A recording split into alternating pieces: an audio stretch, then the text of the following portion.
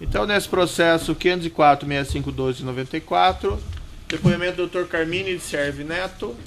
Dr. Carmine, como lhe adiantei, o doutor está como testemunha. Na condição de testemunha, o doutor tem um compromisso com a justiça em dizer a verdade e responder as perguntas que lhe forem feitas. Certo? Certo. Eu vou advertir o doutor, apenas por força de lei, que se o doutor faltar com a verdade, fica sujeito a um processo, certo? Certo. O doutor é advogado, não é? Sou. Se eventualmente houver alguma questão envolvendo privilégio, daí o doutor esclareça diante das perguntas que lhe forem feitas, certo? Ok, certo.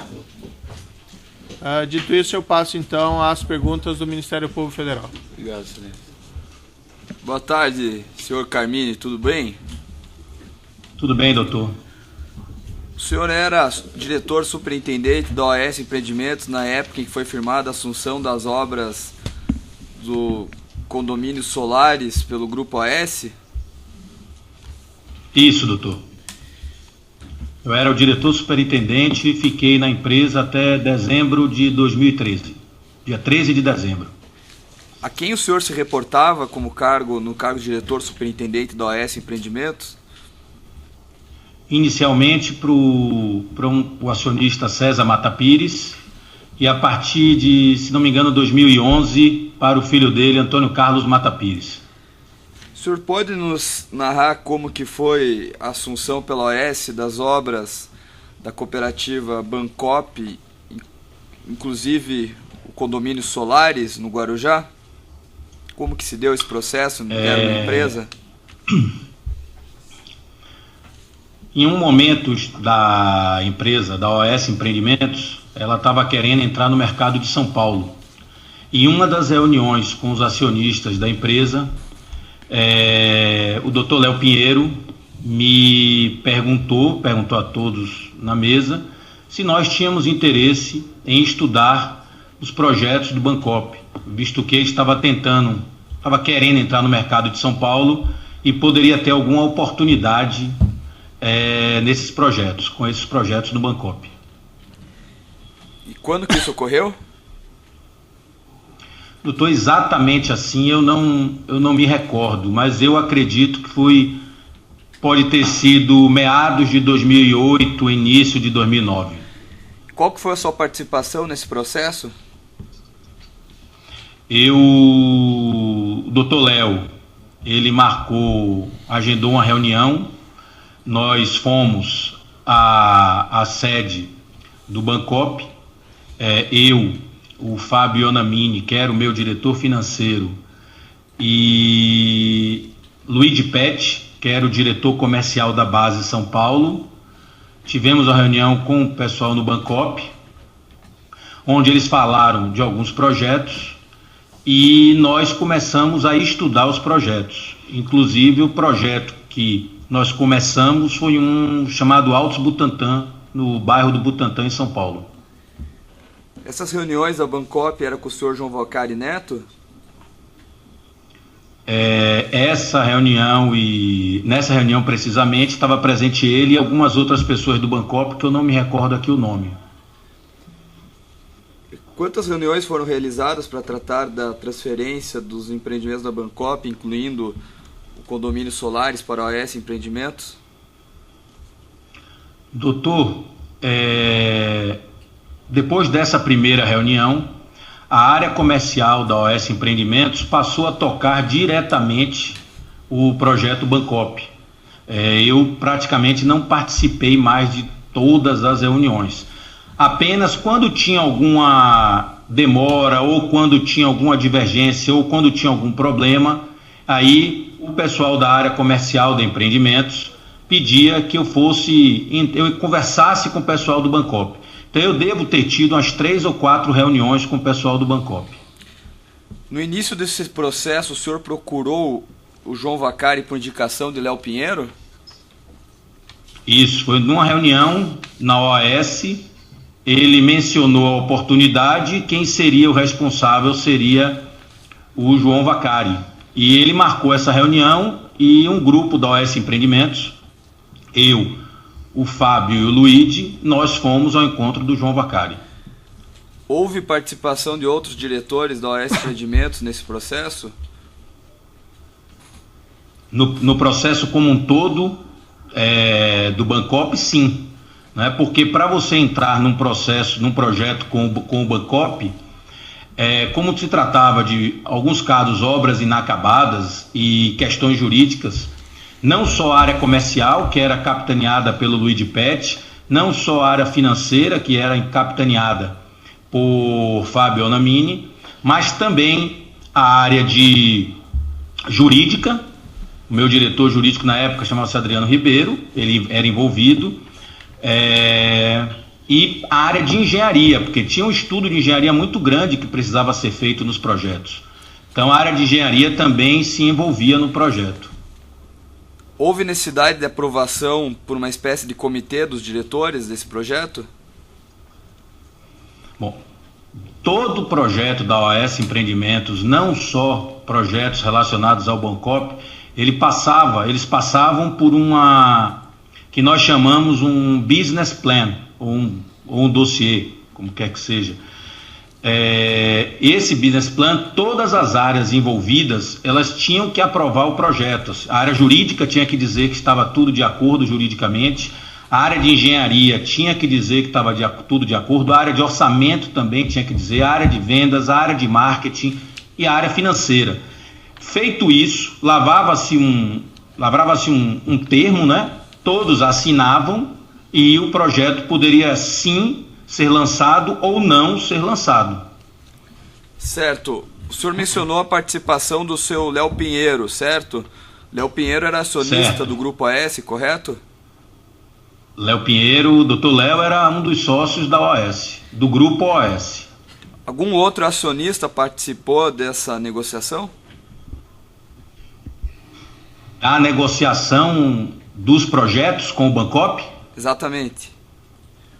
A participação de Dr. Léo Pinheiro foi tão somente no início ele fazer a apresentação de João Vacari. Depois nós não tivemos mais reunião para tratar especificamente de Bancop.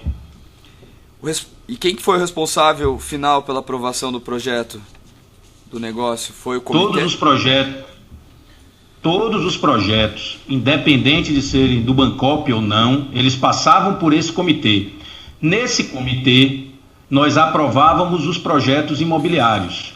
E esses projetos, eles estavam de acordo com a orientação da OAS SA, que é a holding do grupo, que era formada pelos sócios do grupo. Então, eles orientavam qual era a diretriz que tinha que ser tomada e nós cumpríamos as formalidades para aprovação de um projeto. Certo. O senhor pode nos detalhar a atuação do diretor Fábio nesse projeto? Fábio Onamini, ele entrou na OAS Empreendimentos, se não me engano, doutor, por volta de 2008, acho que foi quando ele entrou. Ele ficou na OAS Empreendimentos até, se não me engano, também até 2011. Depois Fábio subiu e foi ficar na OAS Investimentos, que era um outro braço do grupo. Sim, mas assim como o senhor, ele teve uma participação nessa negociação com a Bancop? Ele cuidava da parte financeira, ou seja, toda a parte financeira relacionada não só ao Bancop, mas a todos os projetos da OAS passava pela mão de Fábio. Ele fazia a conferência se o que os comerciais, se o que todos estavam dizendo batia com as regras e as normas da empresa para aprovação de um projeto, sob a ótica financeira. O senhor Roberto Moreira, o senhor conhece? Dr. Roberto Moreira, quando eu estava na empresa ainda, ele era gerente de incorporação da área de negócios de São Paulo.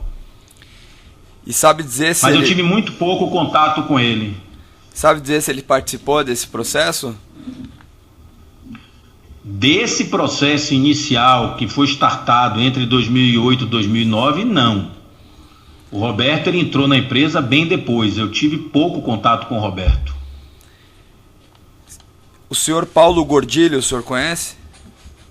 Conheço. ele tinha alguma atribuição relacionada a empreendimentos da Bancop, como por exemplo o condomínio Solares? Paulo Gordilho, doutor, ele era o responsável por todos os projetos da OAS, inicialmente sob a parte de orçamento, primeiro sob a parte técnica, né? Depois ele passou a ser o responsável por todas as obras do grupo, da OAS Empreendimentos, e depois, por fim, só por orçamento. Ele cuidava dos orçamentos dos prédios da OAS Empreendimentos. Depois que a OAS assumiu esses empreendimentos, os cooperados possuíam um prazo para realizar a opção pelo apartamento nos termos propostos pela OAS? Doutor, eu vou responder a sua pergunta. Como existia uma área jurídica e ela cumpria todos os prazos, o que eu posso responder é que sim, existia um prazo, tá certo? Onde os cooperados, eles aceitavam ou não aceitavam as novas regras para que a OAS Empreendimentos pudesse comprar a cooperativa e passar a assumir as obras do projeto. Agora, eu não sei dizer ao senhor como era a formalização disso interna. A quantidade de unidades imobiliárias disponíveis para a venda e o valor geral de vendas impactavam o trabalho desempenhado pelos funcionários e diretores da OAS Empreendimentos? O valor geral de vendas, doutor, nós éramos uma incorporadora. E como incorporadora, o VGV era um índice, pode-se dizer assim, de que os acionistas do grupo, eles aprovavam para que fosse lançado. Então, sempre que nós nos referíamos a VGV, era VGV lançado. Quanto de VGV vai ser lançado esse ano? É uma sigla, inclusive, doutor, muito normal e corriqueira no mercado das incorporadoras imobiliárias. É o que dá a dimensão do projeto, do que vai ser realizado no ano. Então, sempre que tinham as reuniões com os acionistas, eles aprovavam o VGV. Então se dizia quanto de VGV ia ser lançado no ano. Essa informação... Então era uma referência importante, sim, doutor. E essa informação, por sua relevância, era levada ao conhecimento dos diretores e acionistas da OAS? Essa informação, na verdade, doutor, ela era determinada pelos acionistas da OAS. Quanto de VGV a empresa, empreendimentos, teria que lançar no ano. A existência de uma unidade, de um apartamento à venda ou não, em determinado empreendimento, era controlado pela OAS? Doutor, todo empreendimento, ele era controlado pela OAS. Não tem como ser diferente. A questão é... Nem toda unidade... como é que eu posso dizer? Nenhuma unidade, doutor, era analisada de forma específica. Ela era sempre analisada de forma macro. Então, uma unidade específica, eu diria ao senhor que não era assim analisado. Nesse período de OAS Empreendimentos, doutor, foram lançadas quase 12 mil unidades imobiliárias. Então, era muito grande. Certo. Durante a sua permanência no grupo OAS, o senhor pode nos falar qual que era o trabalho desenvolvido pela OAS Empreendimentos no que se refere à incorporação desses apartamentos, desses condomínios residenciais? É o trabalho de uma incorporadora, doutor. Nós procurávamos terrenos para comprar, nós aprovávamos projeto, nós lançávamos o empreendimento e nós construíamos o empreendimento e depois nós entregávamos para o cliente.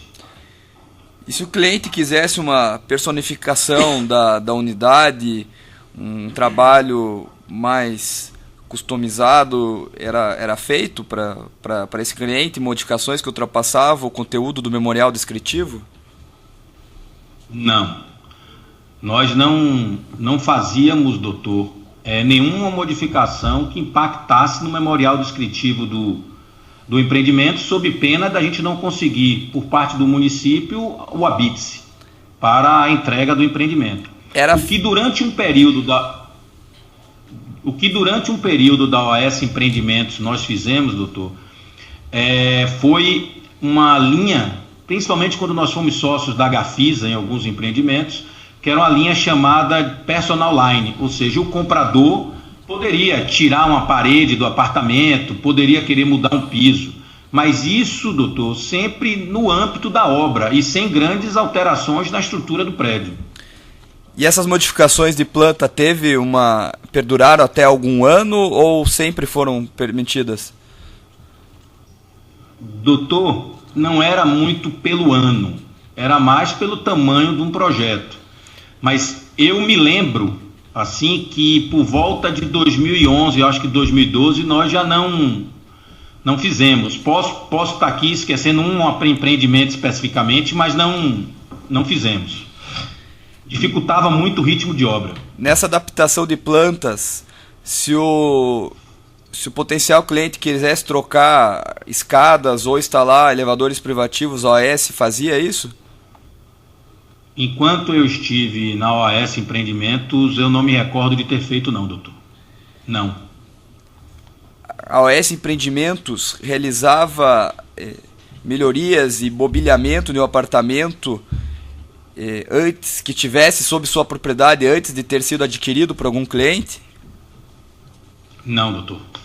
Enquanto eu estive na OAS Empreendimentos, não. A OAS Empreendimentos comercializava imóveis mobiliados com armários de cozinha, dormitórios personalizados, eletrodomésticos, fogão, forno micro-ondas e geladeira já nos apartamentos? Durante um período da OAS Empreendimentos, doutor, nós chegamos a fazer algumas promoções para vender apartamentos. Mas que eu me recorde aqui, doutor, nunca passamos de entregar uma cozinha, alguma coisa assim. O comprador, ele comprava o apartamento e ele ganhava uma cozinha. Mas só isso. Eletrodomésticos, nunca. Quando o cidadão ganhava uma cozinha, ela tinha era uma cozinha simples, era uma cozinha de um marceneiro qualquer ou era de uma empresa especializada? Doutor, esses empreendimentos que nós fizemos isso era, se não me engano, ligados ao Minha Casa Minha Vida. Eram cozinhas simples, doutor. Certo. O senhor tem conhecimento se a OAS Empreendimentos, além das incorporações imobiliárias, realizava obras particulares? Se eu, por exemplo, quisesse uma reforma da OAS Empreendimentos e eu pagando por isso, a OAS Empreendimentos faria essa reforma no meu imóvel? Doutor, enquanto eu estive na OAS Empreendimento, nós não fazíamos obra para terceiros, para ninguém, doutor. Só dos nossos edifícios, a construção dos nossos projetos. O senhor tem conhecimento da contratação da empresa Talento pela OAS Empreendimentos para obras no apartamento 164A do condomínio Solares, no Guarujá? Doutor, eu saí da empresa, meu último dia foi 13 de dezembro de 2013. Eu não tenho conhecimento, eu não conhecia nem essa empresa. O senhor tem conhecimento da contratação da Kitchens pela OAS Empreendimentos para entrega de imóveis no apartamento 164A do condomínio Solares, no Guarujá? Da mesma forma, doutor. Também não, eu não estava mais na empresa.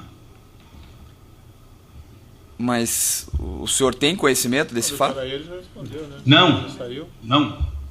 É que eu não falei o ano. Não, doutor. Não, foi depois, não foi? Certo. Quando havia um potencial cliente interessado num apartamento, era comum que diretores e acionistas da OAS visitassem junto com o cliente?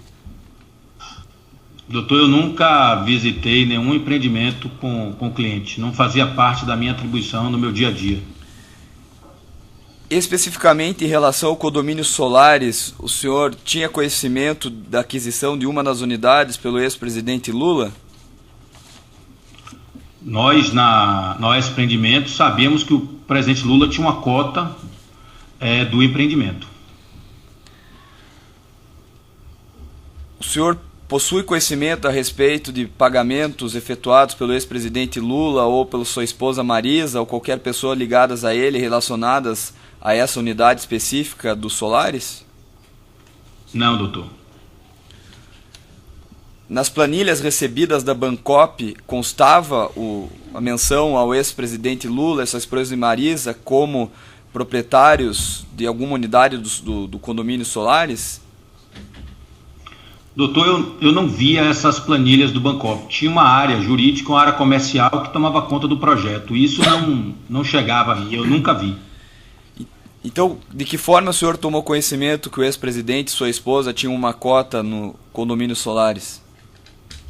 Doutor, era de conhecimento público dentro da empresa que ele tinha uma cota no empreendimento. Assim, não foi um gesto formal, não teve nada formalizado.